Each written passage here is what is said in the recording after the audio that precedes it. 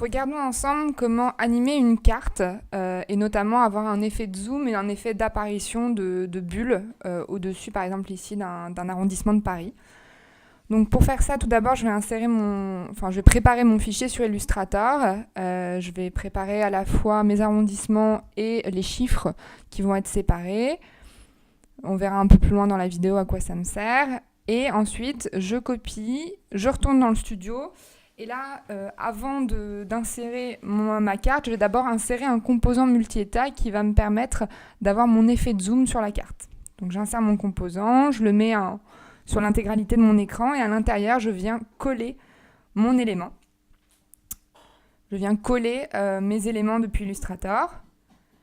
Là, je vais arranger les différents éléments. Je vais notamment pouvoir, grâce aux objets vectoriels, changer la couleur des éléments, jouer aussi sur les contours et pouvoir réajuster la carte comme je veux.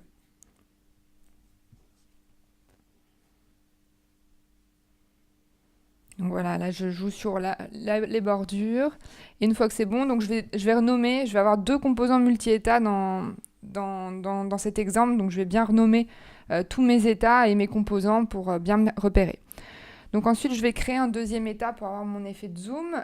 Dans ce deuxième état, donc, qui est lié au premier, je vais simplement reprendre mes éléments, les grossir pour centrer le 15e arrondissement au centre de mon écran.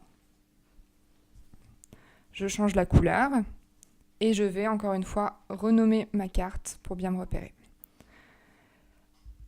Pour avoir mon effet de sélection sur l'arrondissement, je vais aussi retourner dans Illustrator pour préparer vraiment simplement la trace et la forme de mon 15e arrondissement, que je vais venir ensuite importer dans l'outil et je vais le mettre par-dessus la carte existante.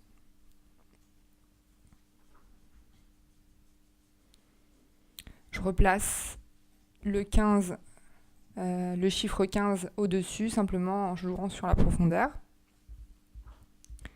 Et donc maintenant, je vais m'occuper de l'effet d'apparition du camion et notamment de l'information contextuelle.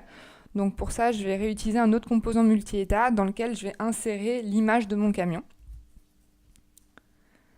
Donc j'insère à la fois l'image du camion, mais également la bulle d'information qui apparaît au-dessus de mon camion.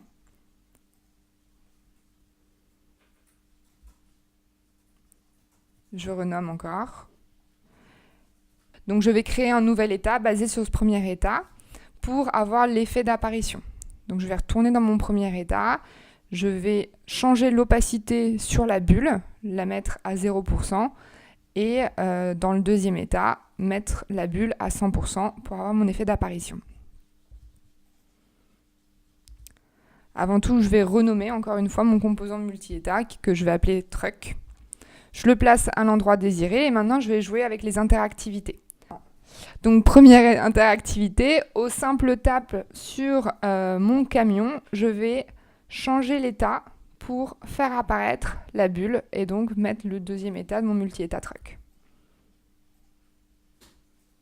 Enfin, je vais rajouter une autre interactivité au simple tap donc sur mon camion qui me permet également de faire apparaître l'arrondissement en surbrillance.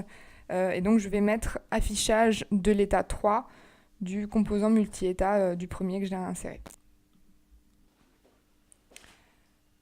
Sur la forme de mon arrondissement, je crée l'action arrière qui me permet de revenir à la carte dans son ensemble.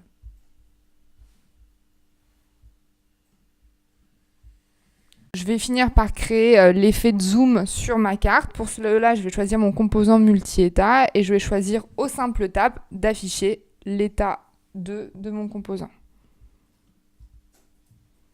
Je sauvegarde et je prévisualise et j'obtiens bien mon rendu.